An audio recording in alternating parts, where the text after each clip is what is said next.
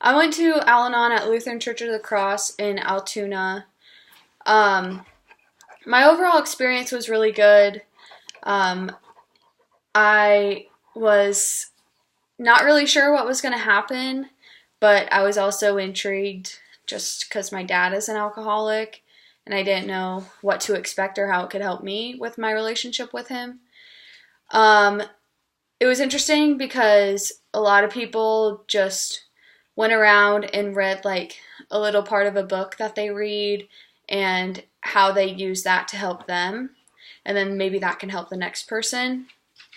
Um, the different clients, there were some older women and men, and then there were some younger women, husbands, dads, moms, daughters, boyfriends, girlfriends. So what they use is a 12-step recovery, and so each person is in their own step of recovery.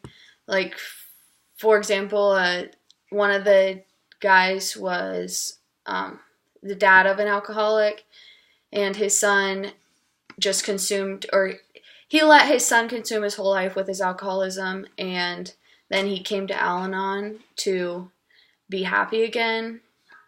And so he's been in the program, I think, for a couple of months now, and he's still on the first program, or the first step of the 12-step program. And I think it's just unique that the group, they're also welcoming and understanding of what everyone is going through, and everyone goes at their own pace, like trying to get through one step at a time. I think that you can't rush anything when you want to get the results that you want or the results that you think you're looking for. I think that it's just intriguing that everyone has their own story and own path on what they're going through, but they're all kind of the same and they all connect on the same level. So one thing that I guess my thoughts and feelings before going, I didn't really have any. I was just like more intrigued of what I was going to learn and how I can let that affect my relationship with my dad. Afterward, I thought that it was really cool, and I was very intrigued on maybe if I could go back and how I could let that affect my relationships with my dad or other people that I meet.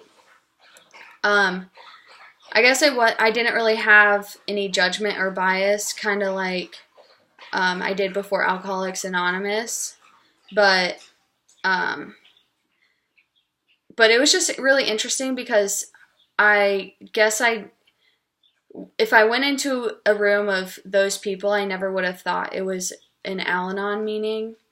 I would have just thought maybe they were here because it was at a church, so maybe they were there for Bible study or something.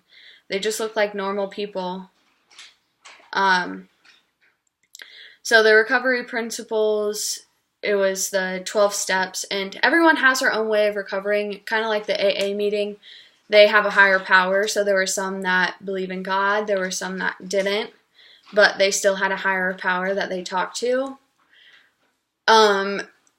I think that's really unique just because it's not like you are gonna get past this or deal with your significant other or family member or friend that has alcoholism by using this one way. It's a tool that helps you guide you to get better and to live with it and interact with them in your own way and how you want to.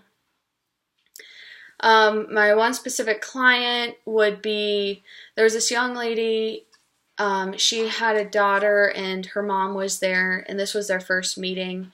So she abused substances, and her boyfriend still currently does. She's been sober, and she used drugs while she was pregnant. And she said she was very happy that we were there, just because she said the only reason that she stopped using drugs was because of the nurses at the hospital when she gave birth to her baby boy. And so I feel like that really struck me personally, just because I can make a difference in someone's life like that.